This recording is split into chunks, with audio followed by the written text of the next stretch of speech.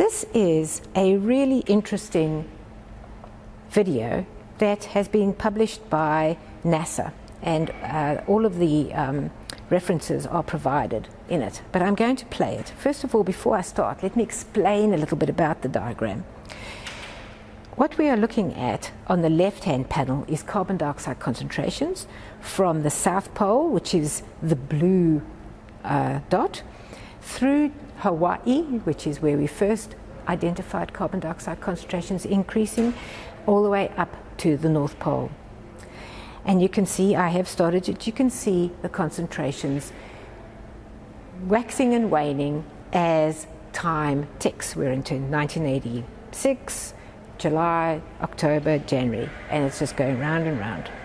On the right panel is a map of the world where you can see which stations are contributing data to the graph, as well as a graph of the carbon dioxide concentrations. One of the most noticeable things about this trace is that the right-hand side of it, the northern hemisphere, especially from around about 50 to 60 or 70 degrees north, there is a lot of fluctuation in the carbon dioxide concentrations. And watch carefully, as it goes through July, it drops down. As it goes up through January, it increases. July, lower concentrations. January, high concentrations. Low, high. And what we're seeing is the breathing of the atmosphere. In the band, around about, well, just to the north of about 40 degrees north, there are a large swath of boreal forest, which are deciduous, and in the summer they're taking up the carbon dioxide, and in the winter they've lost their leaves, and so they won't be taking up any carbon dioxide. In the southern hemisphere we don't see that. Most of the stations are oceanic, and so the southern hemisphere carbon dioxide concentrations are a lot more constant, except around the equator and a little bit south of the equator, where we get some data from Australia, South America and South Africa, and we can see a similar kind of bumping. Now we are going back in time from 1979 to 1958 using the Keeling data from Hawaii.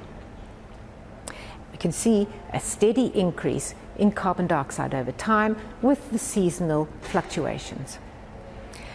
Using ice core data, we can go back even further in time, and up to around about 20,000 years ago, carbon dioxide concentrations are nice and constant, as we'd expect, because we were in the Holocene. But when we start to include the Vostok ice core data, the Epica Dome ice core data, and we go way back in time, we start to see huge fluctuations in carbon dioxide.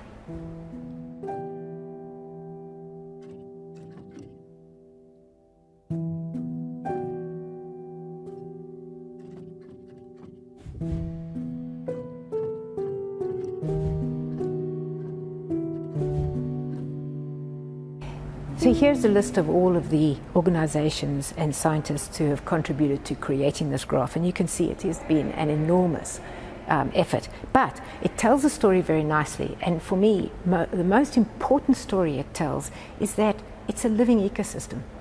Carbon dioxide concentrations wax and wane as the vegetation and the oceans take up and release, and we get the sense that we are part of a living macrocosm, of which we are just really a small bit.